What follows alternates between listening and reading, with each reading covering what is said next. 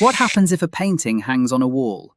People look at it, a little maybe, and then they walk past. But what if the painting vanishes one day, and people start staring at the empty wall instead? Staring at the 4 iron hooks where it used to be, coming from all over the world to see a bare patch of plaster. Because that actually happened. There is a painting that almost nobody stopped for, hanging in a crowded room, one of hundreds. And the thing that would turn it into a name the whole world knew wasn't something anyone added to it. It was something it left behind. A Monday morning in Paris, 1911. Oh, they didn't even notice it was gone. This one's for the ones who stay. The noticers. Something ordinary, except it never was. The painting is the Mona Lisa, and in 1911 it hangs in the Louvre in Paris, in a room called the Salon Carré. Renaissance masters on every wall, Titian, Raphael, and this small wooden panel by Leonardo, no bigger than a tabletop.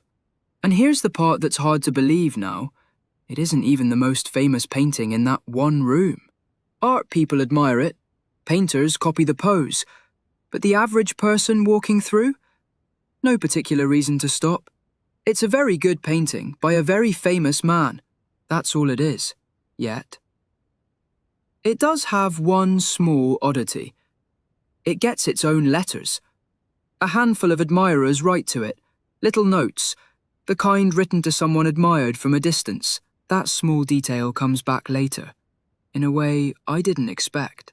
Now the man arrives, Vincenzo Peruggia, an Italian immigrant, a handyman, the kind of worker a great museum barely sees. He'd done odd jobs for a firm the Louvre hired, glass, frames, cases, and here is the first strange thing.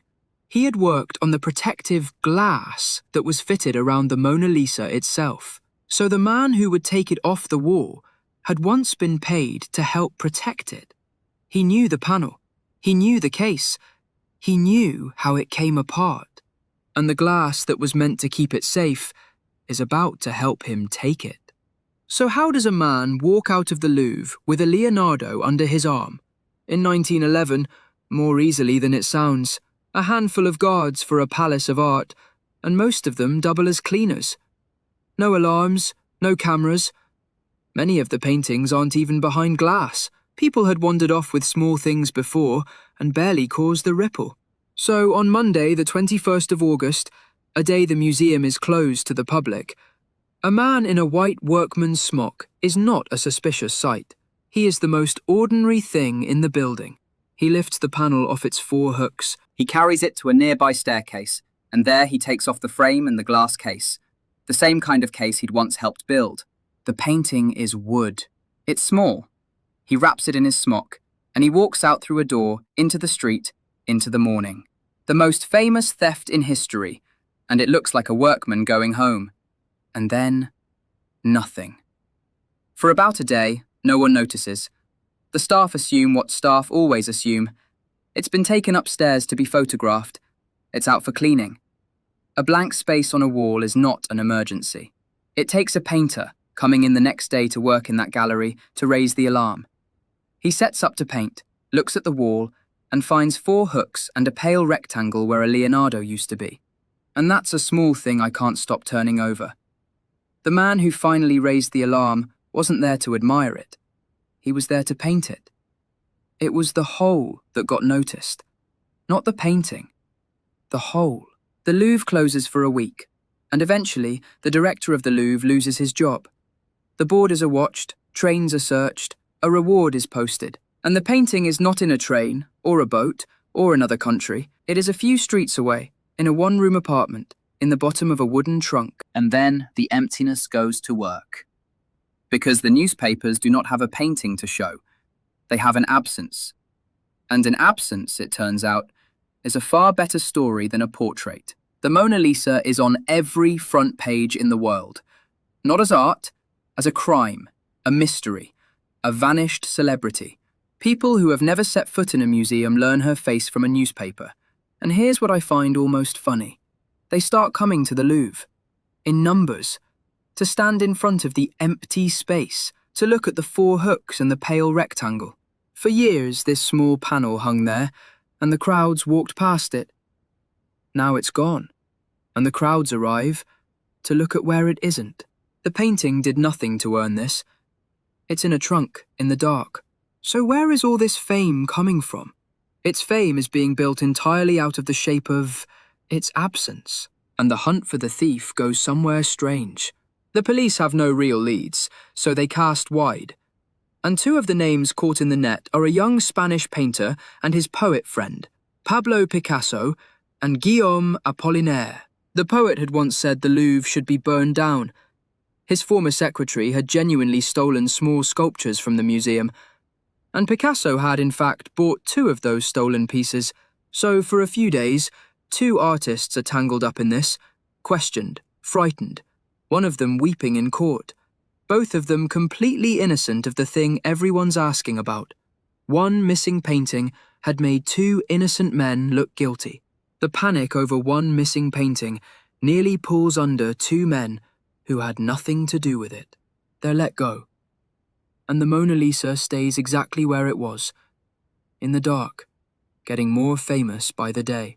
2 years pass, and the man in the apartment, Peruggia, finally decides to do something with his treasure. He later said of those 2 years, "I fell a victim to her smile and feasted my eyes on my treasure every evening." Then he wraps the panel in red cloth, puts it in a trunk with a false bottom, and takes a train to Florence. He writes to an art dealer there, signing himself with a false name, and tells him a story, that he is an Italian patriot, that he took the painting to bring it home, back to Italy where it belonged, that Napoleon had stolen it from Italy in the first place. And that story is worth stopping on, because it isn't true. Napoleon didn't steal the Mona Lisa. Leonardo carried it to France himself centuries earlier, and it entered the French royal collection long before Napoleon was born. And Peruggia, it turns out, had a criminal record. He also had a notebook with a list of art collectors in it. So the patriot who wanted to bring a painting home may really have been a man who wanted to sell it. The noble reason was the story he told. The evidence points somewhere quieter and greedier. The dealer and the director of a Florence gallery come to his hotel room. They look at the panel. They know it instantly. And they walk out with it and call the police. And here is where the emptiness pays off completely. Before the Mona Lisa goes back to Paris, Italy turns her return into a spectacle. She's shown in Florence, then other cities, and people pour in to see it. Then it travels back to the Louvre in 1914, and in the first 2 days after it returns to that wall, roughly 120,000 people come through to see it.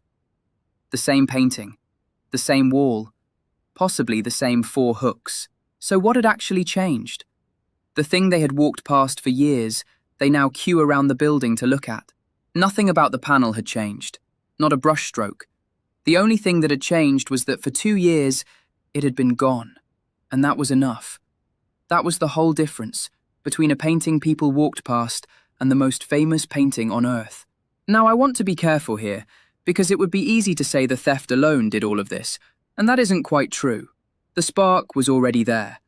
Those letters, the ones written to her like love notes. Even before the theft, the 19th century had built a strange mystique around that smile. Writers called her a mystery, a seductress, almost a ghost. So she wasn't a nobody who got lucky. There was already a small, quiet fire. But a small fire in an art gallery is one thing. What the theft did was take that spark and hand it to the whole world at once, on every front page, for 2 years. It didn't invent her fame. It globalized it. And once everyone knows a thing is famous, it gets more famous, simply for being the thing everyone knows. And what became of the man who set all this off? Peruggia stands trial in Italy, and something odd happens. Many Italians rather like him. The patriot story, true or not, lands well. The court gives him a surprisingly short sentence, less than a year. He later serves in the Italian army during the First World War. He wanted, on one version of it, to be rich. On another, to be a hero. Instead, he became a footnote. The man almost no one can name, attached to the painting everyone can. He gave the Mona Lisa the one thing 4 centuries of admiration never had. He made her disappear. And a thing that vanishes is a thing people finally look for. He meant to take her out of the world. Instead, he put her at the center of it. So let me pull the pieces together. A small panel almost nobody stopped for. A handyman who knew it because he'd helped protect it. A quiet Monday, an empty wall, 4 hooks, and 2 years of silence. And on the other side of that silence, the most famous painting in the world. The glass built to keep it safe taught the man who took it. And the emptiness left by the theft did what the painting alone never could. And that brings us back to where we started. What if the painting vanishes one day, and people start staring at the empty wall instead?